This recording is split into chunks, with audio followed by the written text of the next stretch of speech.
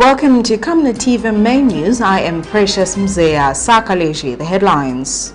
HIGHVIE HAMUDUDU accuses the UPND administration of lacking clear economic plans. Constitutional Court declares PF MKUSHI North lawmaker Christopher CHIBUYE duly elected. President HH urged to provide remedies for lapses in national values and principles. And in international news, Niger in bid to secure borders after attacks by armed group SOAR. And in sports news, British billionaire Nick Candy says he is planning to take over Chelsea. Join me with the details after this commercial.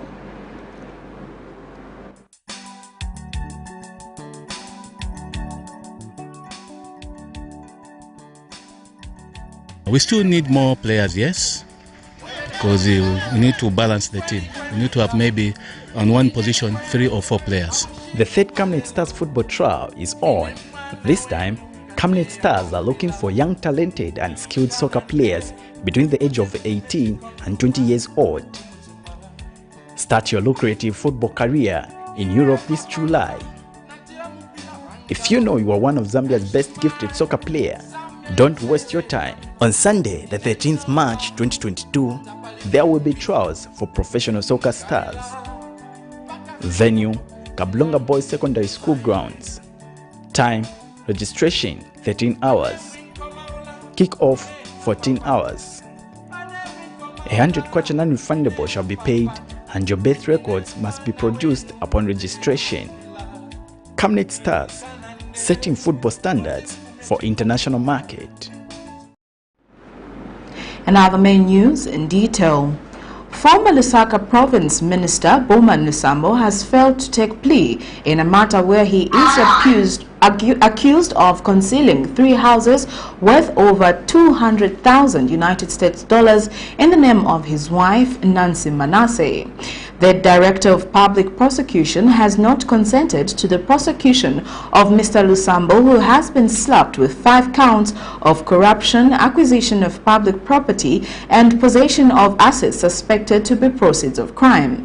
The court has set 6th and 7th April 2022 for the possible plea and start of trial.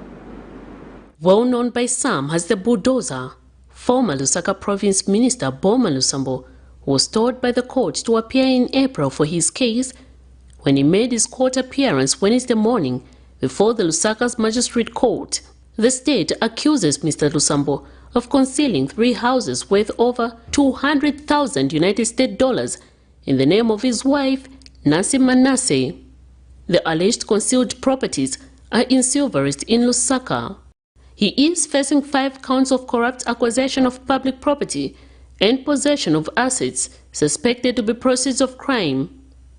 When the matter came up before Lusaka Magistrate Fides Amaundu this morning for possible plea and commencement of trial, the state, however, informed the court that it was not ready to proceed on account that the Director of Public Prosecution, DPP, had not yet issued a consent for the said matter to be prosecuted, forcing the court to adjourn the case to 6 and 7 April 2022. Mr. Lusambo, who was accompanied by his wife, is alleged to have corruptly acquired 2 properties at 880,000 kwacha and 150,000 kwacha, respectively. Allegations are that between May 1st, 2015 and December 31st, 2021, in Dollar, Mr. Lusambo, who is also the Kabushi Area Member of Parliament, allegedly unlawfully acquired property number L/39876/M in the name of Frontier Management Services Limited. The property was later transferred to Jiangxin at a consideration of 880,000 kwacha.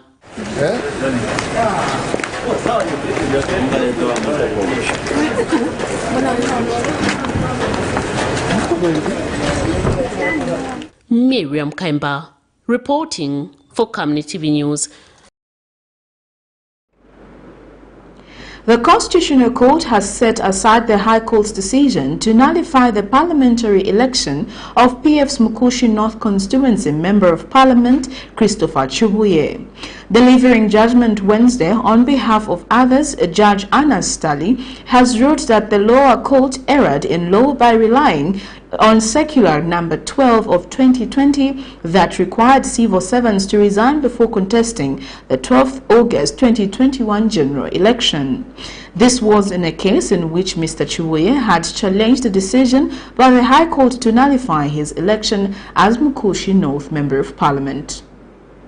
After putting up a spirited fight to defend his election as MKUSHI North Constituency Member of Parliament, it is all smiles for Christopher CHIBUYE following a landmark judgment delivered by the Constitutional Court to declare his election valid. Mr. CHIBUYE, who might have spent sleepless nights of late after his elections were nullified last year in November, has booked himself a ticket of celebration after the Constitutional Court on Wednesday morning reversed the High Court's decision to nullify his election as PF's MKUSHI North MP and declared him as the duly elected Member of Parliament. This was in a matter in which Mr. CHIBUYE had appealed in the Constitutional Court against the decision by the lower court to nullify his seat after losing UPND MKUSHI North candidate Tapson Kunda successfully petitioned his seat on ground that he engaged in electoral malpractices. Mr. Kunda had alleged that Mr. CHIBUYE was still getting his salary at the time he was contesting the election, as he was Deputy Permanent Secretary for Luapula Province and was using government institutions for his campaigns. However, Mr. CHIBUYE, through his lawyer, appealed to the Constitutional Court and argued that the Circular Number 12 of 2020 had no legal effect and the Secretary to the Cabinet did not have the authority to perform a legislative function such as issuing the statutory instrument.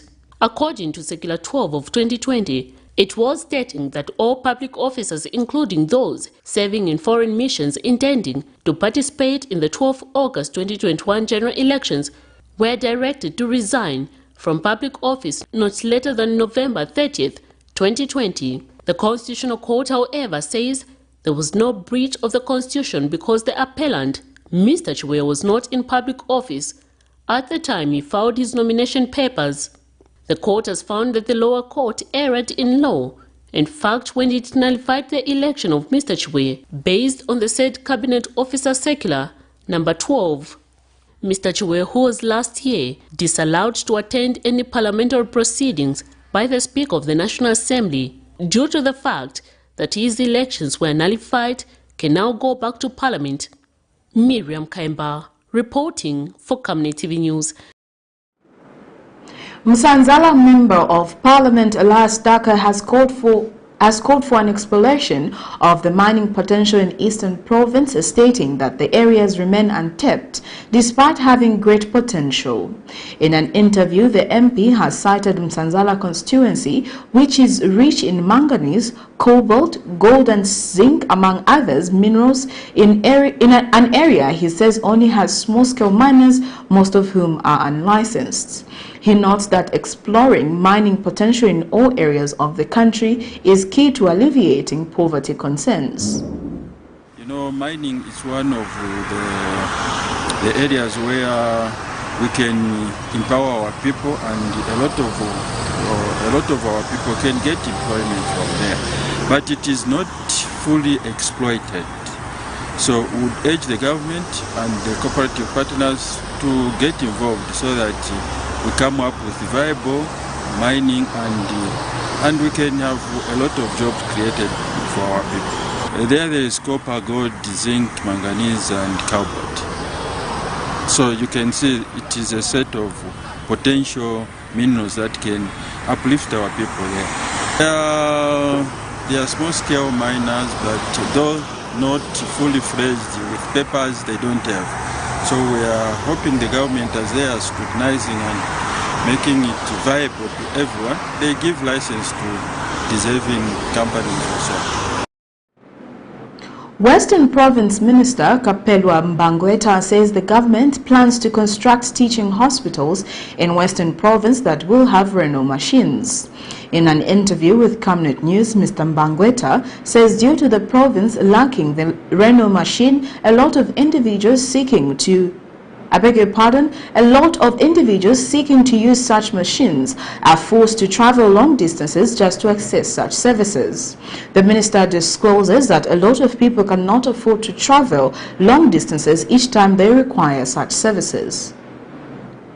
Kidney issues are becoming one of the most disturbing health issues in Zambia today. Apart from the fact that these kidney-related diseases can be very painful for the patients, they can also be very deadly. A lot of patients suffering from kidney-related diseases usually undergo dialysis. Dialysis, which is a procedure done in the treatment of kidney-related diseases. With the above background, Western Province Minister Kapelwa Mbangweta says government plans to construct a bigger hospital in the province that will have kidney machines. Especially the one in Lewanika, should be, there should be a bigger hospital there, built to meet and match the standards.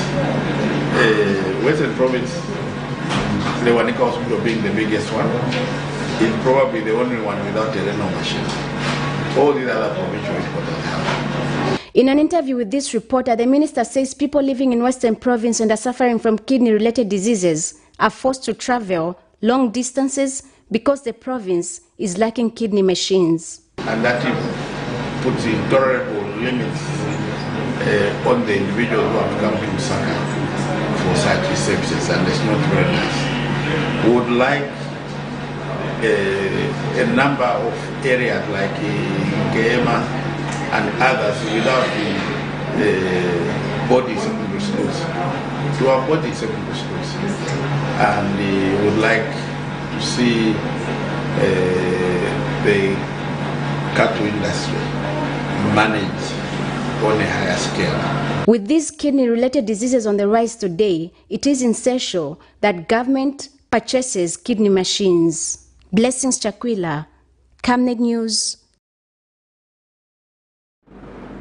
Party of National Unit PNU President HIGHVIE HAMUDUDU has alleged that the new United Party for National Development Administration has no clear economic and development plans.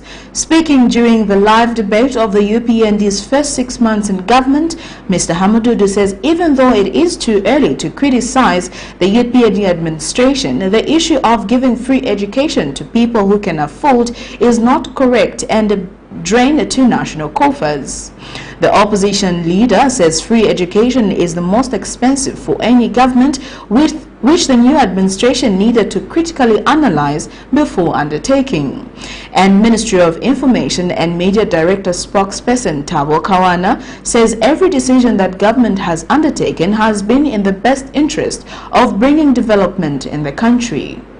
Wednesday, 19th March 2022, various stakeholders convened in Lusaka to listen to the live debate of the United Party for National Development UPND's first 6 months in government. The panelists included the Party of National Unit President HIGHVIE HAMUDUDU, Alliance for Accountability Action Representative Andrew Banda, and Ministry of Information and Media Director spokesperson Thabo Kawana. Mr. HAMUDUDU during the debate has indicated that even though it is too early to criticize the new administration, the UPND has no clear economic and development plan, hence doing things without consultation and clear direction. Reality has come to show that one, you can't employ teachers immediately. Why? The money is not there.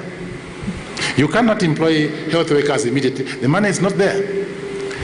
Free education cannot just be implemented just at once. We were there under UNIP. The country got broke, and the children got lost because basically the government had run out of money. We went through the so-called free education. We were supposed to pay back. The issue of giving free education for people who can afford is not correct. Free education should remain for those who cannot afford, because free education is the most expensive undertaking for any government. Mr. HAMUDUDU also touched on the public sector wage bill, which he says is a matter of great urgency, which the new administration has overlooked. The UPND has forgotten to deal with the other elephant. The public sector wage bill is a huge problem. And they have not shown any political will to reform the private sector. I want to say this, colleagues. A huge government collapses the economy. The real jobs are created in the private sector. Meanwhile, Alliance for Accountability Action representative Andrew Banda says though the UPND administration has scored in some sectors, more still needs to be done as some grey areas are beginning to patch up. Issues that have to do with the Public Order Act, issues have to do with access to information, the expanded Bill of Rights. These are things which I think government have been saying are in the pipeline and they are being expedited, but these are things which are still hanging, and these are things which can give empowerment to the citizens and the citizens to take things into their own hands. And in defending the new administration, Mr. Kawana, who is also director spokesperson for the Ministry of Information, says whatever the new administration has done has been to bring development to the Zambian people. Take away education from a country. When you make education only for those that are affluent, rich, and able to take it, you are giving yourselves a trajectory of poverty. This poverty that has been in this country has been historical, exacerbated by two things. Number one, the lack of education amongst our people, therefore having less people being able to read and write. Number two, exacerbated by the fact that all issues that are drivers of development were centralized. The eyes of the Zambian people are on the new administration to see how they fulfill their campaign promises. Curtis Jota, reporting for Camnet TV News. In other news, a consortium of civil society organizations have called on President Hakainde Hichilema to address issues affecting economic growth, juvenile delinquency, crime, among other related immoral acts.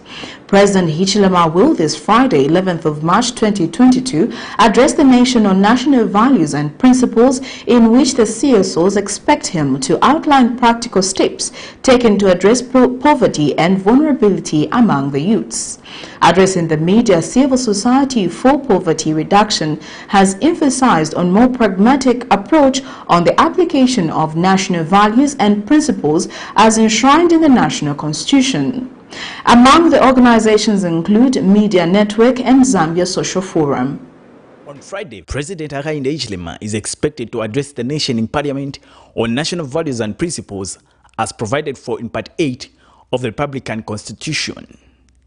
In this address, it is anticipated that a number of issues will be pointed out to give direction henceforth. Morality and ethics, patriotism and national unity, democracy and constitutionalism are some of the issues to be expected. To that effect, Wednesday, March 9, 2022, civil society organizations have submitted their expectation, placing an emphasis on the need for President to benchmark moving forward how the government is going to promote national values and principles which underpin national development. In her submission, Ms. Christine Menda, Chief Executive Officer for Save the Girls, notes that one of the major issues is to introduce the national values and principles as subject in schools, and that President should address the mental health challenge the country is facing currently.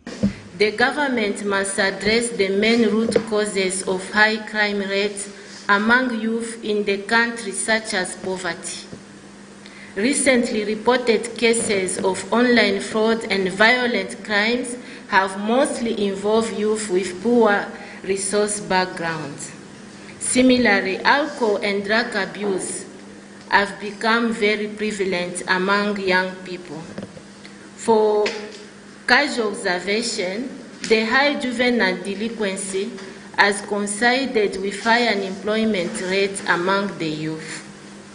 The Republican president must therefore outline the practical steps that the government has taken to address poverty and vulnerability among the youth. In the same vein, Zambia Social Forum National Coordinator Geshom Kabaso has submitted infiltration of the state institution and the justice systems going on by the number of human rights access cases that has been overturned or ruled in the favor of right orders. It can be deduced that key state institutions were infiltrated, and this resulted in the prosecution of civil activists and human rights defenders in Zambia.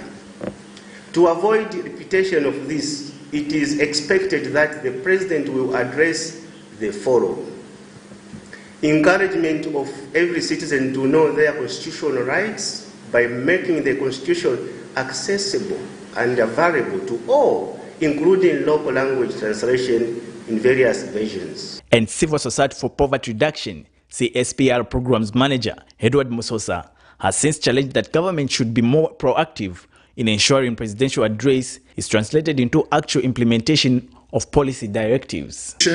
Government should be strategic in the removal of subsidies that are essential to the most vulnerable. I think we have seen the government being in a hurry to scrap off subsidies, some of them which have already started harming the living conditions of our people who are living in poverty, over 54%. So we need to have a gradual phasing out of these subsidies, but this should also correspond with social safety nets. If we remove, for example, subsidies on electricity to ensure that citizens are paying the cost-reflective tariffs in terms of their bills, we must also provide safety nets for the most vulnerable, because they don't even have the bare minimum for them to pay, even the current subsidized electricity. So we don't want to be addressing one aspect, but also creating a problem in the other areas. Among the organizations represented were the Media Network for Child Rights and Development, Jesus Center for Theological Reflection, among others. It is therefore hoped that the address will provide a roadmap on a number of pending issues in the country. Alex Shimba, Camnet News, in Lusaka. The Zambia National Farmers Union ZNFU has warned that the current dry spells being experienced in some parts of the country will affect crop production for the year 2021 to 2022. ZNFU Public Relations Manager Kelvin Kalei says farmers should follow the directive by the Meteorological Department not to weed their crops as well as apply fertilizer during this period. Meanwhile, the union has disputed assertions that the importation ban on onions and potatoes has affected the price of the commodity on the market. Mr. Kalei says the country still has enough onions and potatoes, adding that farmers in the country need to see value for their produce. Thursday, 8th March 2022, the Jesuit Center for Theological Reflection warned that the ban on the importation of onion and potatoes by the Ministry of Agriculture has yet again affected the price of onion on the market, as low supply appears to be at variant with the demand of the commodity. This has, however, yet again affected the price of onions on the market, as seen by the over 50 kwacha increment in the price of 4 kg of onion. The Zambia National Farmers Union has, however, disputed the assertions and says the country still has enough onion to last several months. We are speaking to you as Zambia National Farmers Union. We are speaking to you to say we have adequate commodities. If we did not have, we would tell you to say we do not have. We would have sat with government and asked government and other stakeholders to see what shortfalls we have, and then ask for the importation of those commodities. We do not have a shortfall. We do not have a shortfall. And despite the Meteorological Department warning farmers to plant early maturity crops due to the dry spells experienced at the beginning of the rain season, the dry spells have yet again hit some parts of the country such as Lusaka, Southern, Western and part of Eastern Province. The union has since warned that the dry spells will affect the national figures of crop production for the year 2021 to 2022. Not receive rains in the next two, three weeks. I think it's going to be very, very critical, not only at a small-scale household level, but in turn, it may also affect national production, national figures. Mr. Kalei has since advised farmers to follow the directive from the Meteorological Department not to weed or apply fertilizer on their crops during the dry spell period. So slow down on weeding, do not fertilize at this stage, because there's no water, at this stage. There's no rain, there's no precipitation. So if you're going to induce fertilizers, it means that fertilizers will come with heat. and then the wilting process plus the weeding. The wilting process is going to be accelerated, and you may end up losing the entire crop. Prudence Jota reporting for Camnet TV News. The government is disappointed that 99% of the charcoal on the market is illegally produced and traded at the expense of forest degradation. In order to avoid the negative trend, the government, in partnership with the USAID, has launched a task force to mitigate the vice. Ministry of Green Economy and Environment Permanent Secretary John Msmuko says the main objective of the task force is to ensure a coordinated forum to facilitate a multi-sectorial approach in resolving issues in the entire charcoal value chain. About 80% of the Zambian population uses charcoal as their primary source of energy for cooking and heating. However, 90% of the charcoal on the market is unlicensed. The 2010-2015 Natural Capital Report account on the forest reviewed that the vast majority of Zambia's charcoal is produced and traded without obtaining the necessary permits from the government, and charcoal production is a major contributor to the loss of Zambia's forests and greenhouse gas emissions. To respond to this challenge, the Zambian government, with the help of the United States aid, has launched a multi-stakeholder task force to monitor the charcoal value chain. Ministry of Green Economy and Environment Permanent Secretary John Msmuko, who spoke through the Director Forest Ignatius Makumbi, is confident that the task force will be action-oriented and not mere talking. Therefore, the government is conscious that whatever policies are put in place must take this into consideration. The main concern is the unregulated production and trade in charcoal, which is taking place across the country, resulting in adverse environmental consequences. Illegal charcoal poses great danger to the environment because of the manner in which it is produced.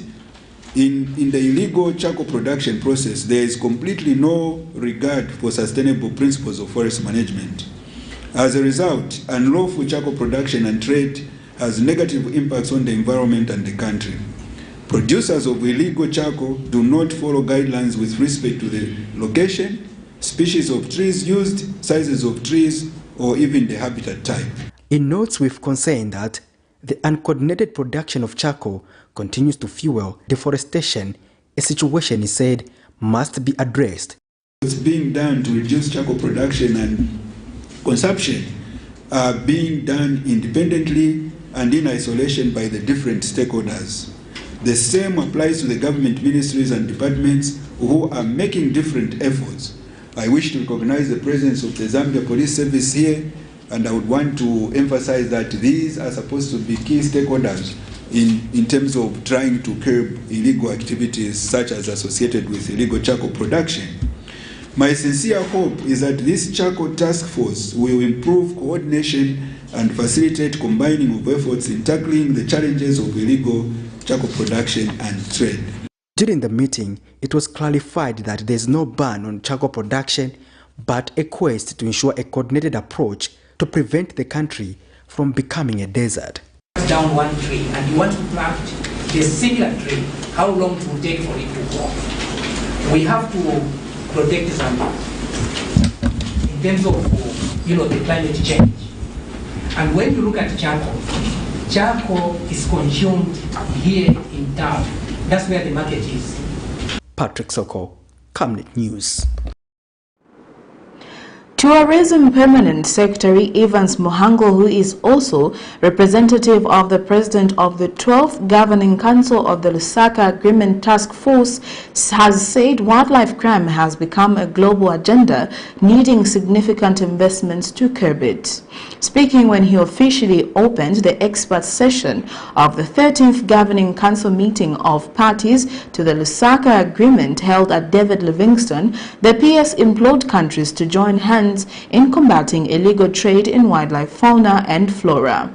He expressed happiness that members of states and other African countries are congregating to review progress and formulate pragmatic solutions towards curtailing the vice which is disseminating our rich environmental resources that are mainstays of most economies in Africa. And LATF Director Edward Piri said the main objective of this meeting is to review and deliberate on the performance of the agreement with regards to the implementation of LATF's program of work and the decision of the Governing Council from the last Governing Council meeting held in Nairobi, Kenya in May 2018 to date. This meeting is an interaction of technical experts from the ministries responsible for wildlife and forestry and national bureaus from our respective member states and other partners.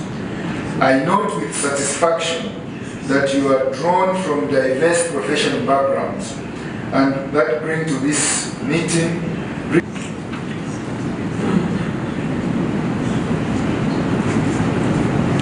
Guests of honor, the main objective of this meeting is to review and deliberate on the performance of the agreement with regards to the implementation of LATF's program of work and the decisions of the Governing Council from the last Governing Council meeting held in Nairobi, Kenya in May 2018 to date. The task force and member states will present their reports during this intervening period. Proposals will also be presented for consideration. As you may recall, Lusaka Agreement Task Force had area-separated reports for the attention of parties, which will form the working documents for this meeting. The force sits precisely in one of Zambia's 20 national parks, the Musotunya National Park, which is the second smallest national park in Zambia, but boasts large herds of the world's largest mammals, the African elephant and the white rhino. Other important species present here includes the giant giraffes and the ever-laughing hippos of the Zambezi River. You're watching Camnet TV Main News. We take our first set of commercials. We'll be back with more news after this. Your skin is the biggest muscle in your body. That's why we make sure that Oracle is #1 when it comes to taking care of your precious skin. Oracle Pure Petroleum Jelly and Glycerin soothes, moisturizes and keeps your skin perfect. Oracle Pure Petroleum products for that perfect skin.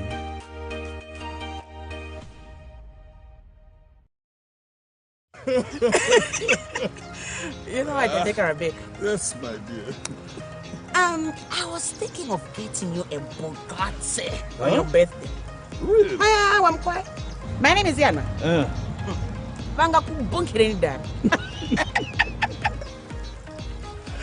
Don't worry, man.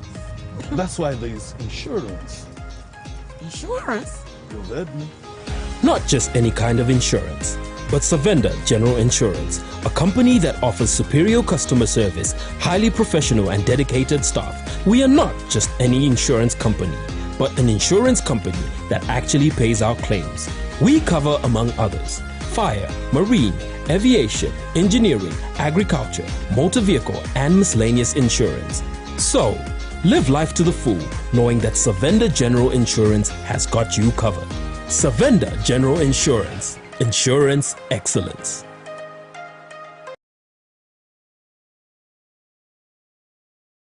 Camnet TV is becoming big and better. You can now watch Camnet TV wherever you are around the world, simply by downloading the Camnet TV app.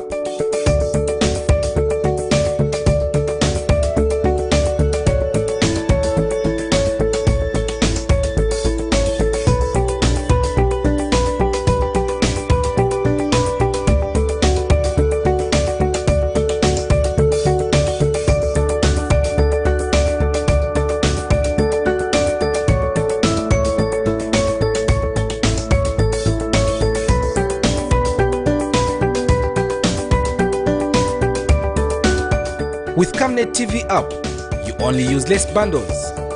Camnet TV, not just another channel.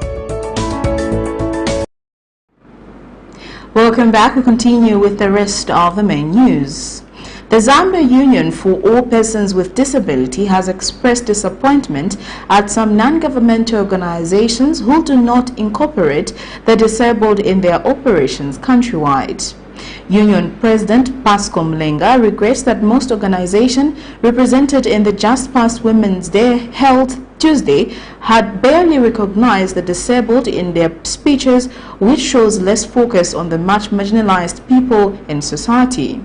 Mr. Mlenga is however hopeful that the National Youth Endeavor slated for Thursday in Lusaka is a demonstration by the New Dawn government to support the disabled community in the country. He has since called on the youths with disability to take advantage of the endeavor to lobby for opportunities that will enrich their welfare. We are calling upon these other NGOs, CCs. Whenever, like yesterday, as an organization, when there was a women's group, we were disappointed to see that a lot of women group were presenting before His Excellency Mr. Hakainde Hichilema. They couldn't talk about women with disability and what the women with disabilities are passing through. This is a shame to their fellow women, because a woman with a disability has got a lot of problems as compared to these women who are able-bodied. Some of these women who are disabled, you find they are taking their own young children in the begging in street to beg. And this is not the way it's supposed to do. A woman is supposed to be empowered. However, they are failing to do some entrepreneurship program and some empowerment program. So we are disappointed with these people who gave the speech together, before the president, because yesterday we expected everyone to be part and parcel of their environment. So as we are going for these coming youths, we are calling upon every youth to march. If you are disabled, we are calling upon you to go and march, to go and support every program that the government is bringing. We are yet to see the best things to come to the government, because it's too early for our NGO to criticize the government, especially that we haven't heard Mr. Hakainde Hichilema give a speech at Youth Day or a speech at National Youth Endeavor. It will be the first time. So we are grateful for a new government to call upon this endeavor and to even incorporate the Zambia Agency for Persons with Disability and the Ministry of Youth and Arts, so that we see how best it is going to work out for us in terms of cooperatives, in terms of entrepreneurship program, and even in terms of constituency development funds. We'll be very much grateful to see this thing working out together for us. Zambia Community Resources Board Association President Mr. George Tembo says there is need to come up with a provision of compensating victims of human-animal conflict in the Wildlife Act for people living near national parks and game reserves. In an interview, Mr. Tembo notes that annually, people living near these areas lose property and lives, at the worst from incidences such as escaped animals, and yet no form of compensation is given to them or their families. The Ministry of Tourism and Arts is currently reviewing the Wildlife Act to ensure that all gaps are closed. According to data from the Department of National Parks and Wildlife in Zambia, about 350 people from all parts of the country living near national parks and game management areas lose their lives in incidences of human and wildlife conflict annually. Key among the predators are crocodile, hippo, lions, buffalo, and elephants, among others. In the same vein, others are said to lose property and incur losses due to incidences like crop raids, which are mainly done by elephants. The Zambia Community Resources Board Association has expressed concern that despite such incidences being recorded annually, the Wildlife Act has no provision for compensation to victims of human-animal conflict or to their families. Association President Mr. George Tembo says this needs to be included in the Act, which is currently being reviewed. But look, animals are not like any other resource, because animals move from one point to another. Animals lies on human beings lies on the other. So we feel communities are also deprived in the sense that when there's human-wildlife conflicts, we lose people's lives, we lose properties, but still there's no provision for compensation. This we can do if other communities in other countries can do that. We don't feel it's difficult for us in Zambia to raise that and to make sure that our communities are protected in that manner, because we understand losing of life is something very critical. Failing to, to create a room for that, it's equal to respect an animal more than a human being, which take care of it. So those are things that we feel really needs critical attention. He further says there is need to ensure that natural resources in wildlife areas are fairly shared with the local people, stating that these hardly benefit. Our expectation from the new Dawn government is basically to uplift some areas which we feel, as communities, we feel we are deprived. For instance, the sharing of resources currently is not much adequate. Remember, government currently is just allowing communities to benefit from the game management areas, but it has not allowed the existence of the conservancies. It has not allowed communities to benefit from national parks, anything, because we are aware there are some tourism activities happening in there. But despite that, there are some agreements, concession agreements being given to a specific tourist. Still more a community of that specific area, we feel it's important for the share. Indeed, there is co-management. We are in partnership with government conserving this wildlife. But we have also to expand how the involvement of the communities is concerned. We would like to have our government now to put into consideration that communities should have an upper hand in making decisions. For instance, why are they not being able to decide on some, traditional matters which involves, conservation of wildlife? Wildlife has been recognized as one of the resources key to attracting tourists, hence calls for it to be managed efficiently. Zipporah Mshala, Camnet News, Lusaka. Consumer Trust Society CATS Assistant Program Officer Silva Kagulura has proposed that the United Party for National Development Administration creates platforms for civil society organizations to engage fully in the national budgeting planning process. In an interview with Camnet News, Ms. Kagulura says the platform will enable civil society organizations to exchange ideas on how they can contribute to the country's developmental agenda. She notes with concern the information gap on how the national budget is being implemented among the CSOs, hence the need to strengthen the flow of information.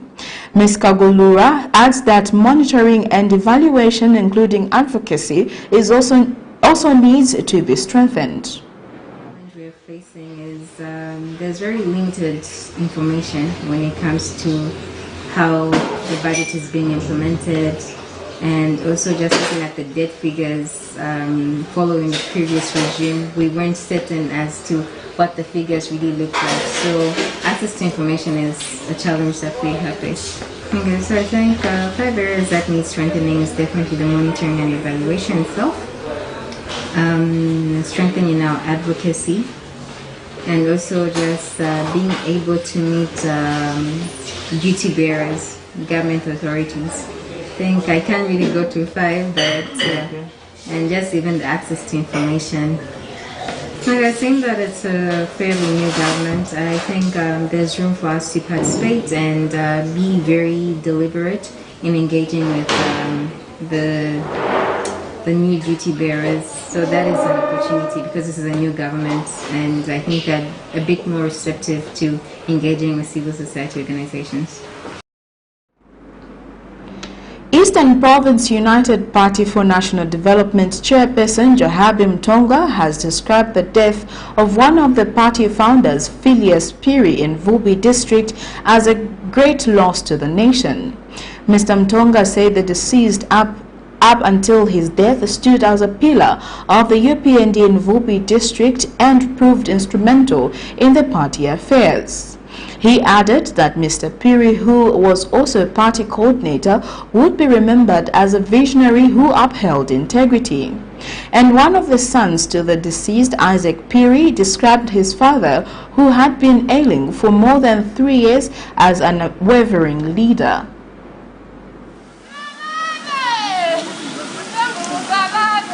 On what was supposed to be a joyous day to celebrate women in Vubi district, dozens of people gathered to pay their last respects to one of the United Party for National Development UPND pioneers in Vubi district. At the ceremony, Eastern Province United Party for National Development UPND Provincial Chairperson Johabi Mtonga joined in to mourn Mr. Phileas Phiri. Tabwera kuzolira maliro ya Phileas Phiri. Phileas Phiri wanali district coordinator watu kuno kuvugwi. Olomwa chidule kunena kuti Phileas Phiri ndo anabweresa chipani kuno kuvugwi.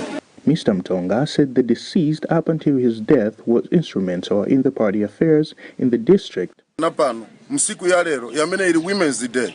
Vantu azimayi vanali wokonzeka kuti vakasangalale Women's Day. Koma iyi vaiona kuti Phileas anali munthu wabwino, munthu olimbikira, munthu wamasomphenya. Andi apa ine kukhala chairman last year in February pamene tinali na by election. Amdala vananilimbisa kuniuza kuti chairman please ine nankhala nama zoka kanthawi hakainde kanthawi kuna anabwerako kuno tendisitetere kuti chipani chilimbe. And one of the sons of the deceased, Isaac Phiri, said his father, who had been ailing for more than 3 years, was an unwavering leader and has since appealed to government for continued support to the bereaved family. Anamboenda pansi bila uchatiza wapangisa mabranchi, mawadi, mkabana wasikuwesi yonsi ya ziwa niboma kuti chipani cha pangika cha UPND. Goma sana yeleleko omwe mwingana ni mpa yao. Kuma tukempa goma kwa kuti kwa UPND chitukuko chao chikuzipa sokolo salagile pakati chikuwa cha atatu. Maso tukempa kuti sawana atuoneko kakawana masiwe. Atatu anambodwala mpeni 17 kani ya nchikuchiku. Before his passing on Sunday at age 72, Mr. Phileas Phiri, alongside Anderson Mazoga and others, birthed the UPND in 1998 in Vubwe District. Davison Sakala, reporting for Zenes in Vubwe District.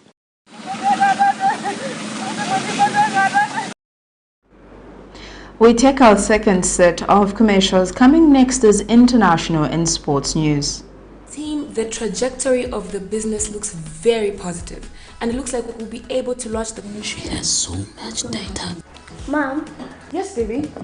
It says here, global warming and climate change is caused by the pollution from careless activities of human beings. Wow! Son, do you know I can turn my phone into a TV remote? How's that possible?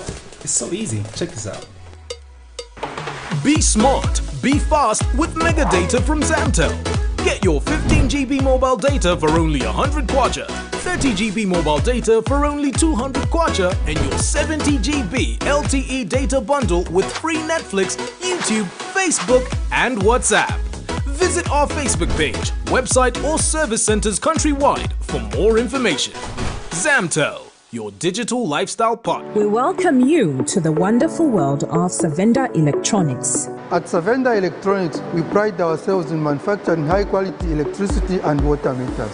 Boasting of the first of its kind state-of-the-art manufacturing plant in Zambia, Savenda Electronics manufactures customized smart electricity and water meters of international standards for both the local and international water and electricity utility companies. Our highly computerized factory, run by qualified staff, makes, calibrates, and electronically tests the smart meters to ensure only those meeting customer specifications are delivered to the market. Some of the main features which come with our meters includes notifications about low units, tempering, low battery, and many more customized features. Savenda Electronics provides on and off-site after-sales service and has favorable contract terms for water and electricity utility companies. Savenda Electronics, the real deal.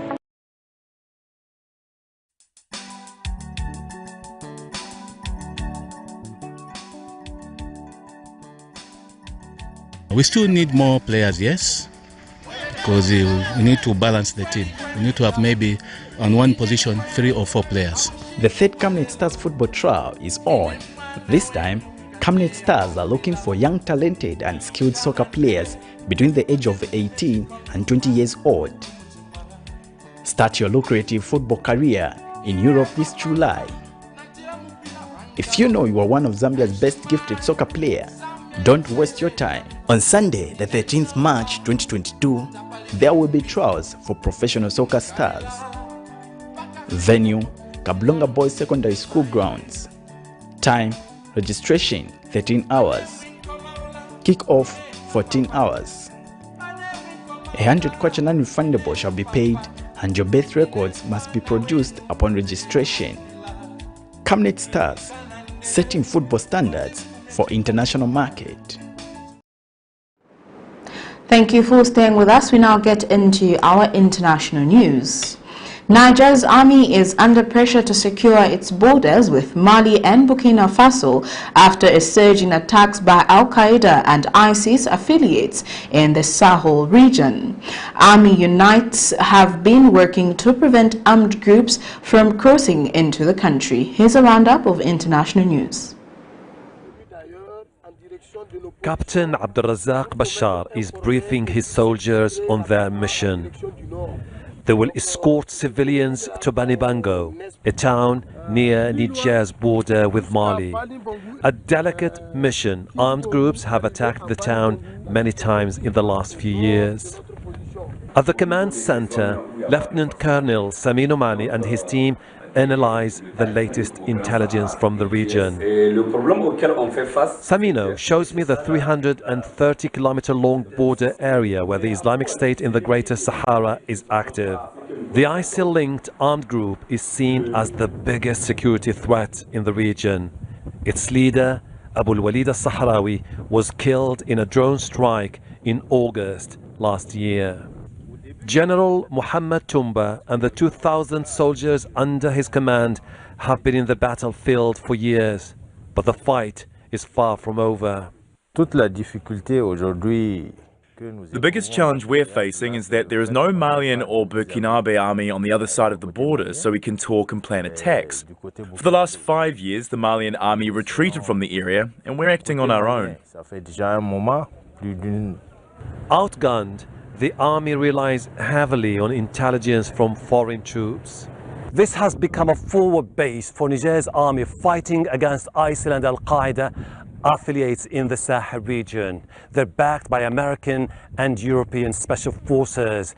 But a few kilometers north towards the border with Mali, armed groups are expanding. They continue to control a vast territory. Now they are threatening to take the fight south towards Guinea, Ivory Coast and Senegal. For years, Niger, Mali and Burkina Faso have been trying to stop a rise in attacks by armed groups. Here in this camp, the displaced have been waiting for security to improve in the border area, but many, traumatized by the conflict, are afraid to return. I was looking after my sheep when fighters on motorbikes stopped me. They saw a pen in my pocket and thought I was an informant. They blindfolded me and beat me. I lost my sheep, and ever since I've been here in this camp. For the time being, the army remains on alert. After suffering major setbacks in the last few years, armed groups are now forging new alliances, finding new recruits and hoping to establish a state of their own across West Africa and the Sahel. Hashim Al-Barra, Al Jazeera, the town of Walam in southwest Niger. With a record third of people having already cast their ballots in early voting, this is shaping up to be one of the most hotly contested elections ever. Going to the polls, the two frontrunners, Lee Jae-myung from the ruling Liberal Democratic Party and his conservative rival, Yoon Suk-yeol from the People Power Party. After weeks of campaigning, often marred by personal scandals and mudslinging, this contest could be decided by the younger generation. Normally inclined to vote progressive, many young people have been put off by the failure of the ruling Liberals to tackle wealth inequality and the high cost of home ownership. Rather than saying those in their 20s have become conservative, I think that they've moved away from progressive tendencies. Job seeker Kim Sung-han is being kitted out for an upcoming interview in a suit rental scheme that's paid for by Seoul Metropolitan Government. It's one of a number of measures to help young people cope in the city. I think it would be difficult to live in Seoul without this kind of support. Finding a job and making a living is very difficult. Liberal candidate Lee is hoping to win over the disillusioned young with his own rags-to-riches story, rising from an impoverished rural background to become governor of South Korea's most populous province. One issue that doesn't feature prominently with young voters is the state of relations with North Korea, which, in spite of several years of diplomatic engagement by the outgoing Liberal President Moon Jae-in, are once again back in a deep freeze. But North Korea is more important with older voters who, it seems, have been waiting for this chance to punish the Liberals at the ballot box. North Korea has been quite provocative. South Korea's reaction has been incompetent. If you can't gain anything from reconciliatory gestures, then I don't think it's working. They say the best way to keep the peace is to be ready for war, and I think that's true. Conservative candidate Yoon has promised a much tougher line with the North if he wins, ensuring this election could have implications way beyond the Korean Peninsula. Rob McBride, Al Jazeera, Seoul. We now get into our sports item.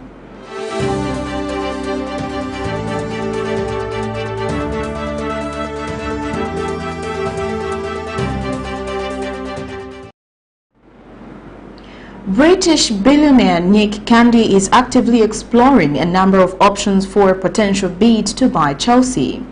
Candy, a boyhood Chelsea fan, is trying to form a consortium with a number of international investors.